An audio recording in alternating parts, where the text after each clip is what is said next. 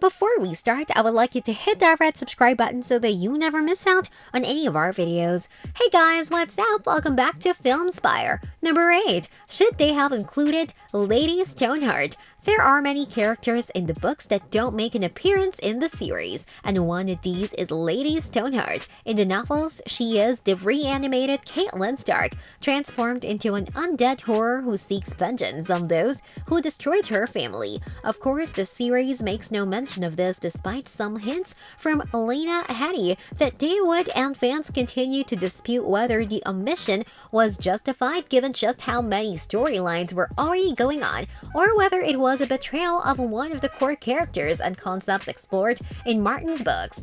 Number 7. Is Jon a hero or boring? To some, Jon Snow is one of the bravest of the Starks and one of the most notable characters in the entire series. To others, however, he is a character who shows all of his adopted father Ned's worst traits, without the charisma that Sean Bean was able to bring to his character. The extent to which Jon Snow should be seen as either one of the great epic heroes of the screen or as simply a remarkably uncomplicated and downright boring individual is one that will no doubt continue to excite fans, particularly since he's getting his own spin-off.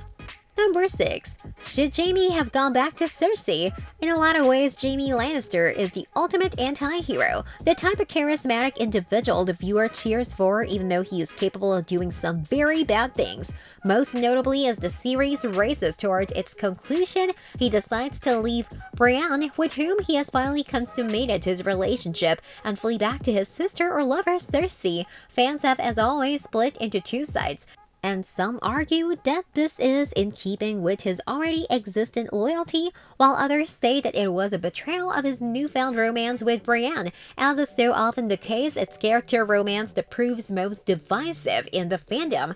Number 5. Should they have included the young Aegon storyline? In the books, there is yet another Targaryen who is supposedly aiming to take the Iron Throne for themselves, and that is Aegon, the supposed long-lost son of Rhaegar, and thus superior to both Daenerys and Jon Snow in terms of his blood claim. Some fans argue this excision was necessary, as it would have distracted from some of the other stories. Otherwise, however, think this as a gross oversimplification of Martin's sprawling and very complex story, a further indication of how far afield the series went from its source material. Number 4. When did the show's decline start? One of the most vigorous arguments among fans is when to locate the series' decline. Did it start with Season 7, with people seemingly able to teleport from one end of the continent of Westeros or Essos to the other? Or was it mostly contained in Season 8, which was given a reduced season order at the showrunner's request, thus necessitating some very bizarre storytelling choices? There are good pieces of evidence on both sides of the equation, and it shows just how enduring some of the bitterness over the series remains.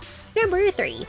How about Clegane Bowl? There are many notable duels and battles in Game of Thrones, but few were waited with as much anticipation as the final confrontation between Sandor Clegane, the Hound, and his zombified brother, Gregor the Mountain. However, even though many were looking forward to Clegane Bowl, some argued that this was a duel that was blown out of all proportion to what it actually should have been given. Indeed, it's hard to see how a duel between two relatively minor characters who have bit parts to play in the grand drama for the Iron Throne should be given so much attention by a large segment of the fandom.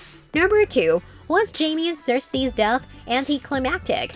Of all the notable deaths in Game of Thrones, one which has excited the most debate and the most arguments between and among fans is that of Jaime and Cersei, who perish as the Red Keep falls down upon them. To some, it is a reign of Cersei's ambitions literally falling in and crushing her, while to others, it is an anticlimactic ending for one of the series' best and most interesting villains. Either way, it is a potent sign of just how important Cersei is to the entire series and its argument about power. Number 1. Was Ramsay too evil? One of the things that makes Game of Thrones one of the best series on HBO is its ability to sketch out great villains. However, some of these, like Ramsay Bolton, managed to ignite a lot of arguments with various fans. In particular, fans are split as to whether he was just too evil, even for a series like Game of Thrones, or if his sadistic glee in torturing everyone who came into his orbit was part of what made him such a compelling addition.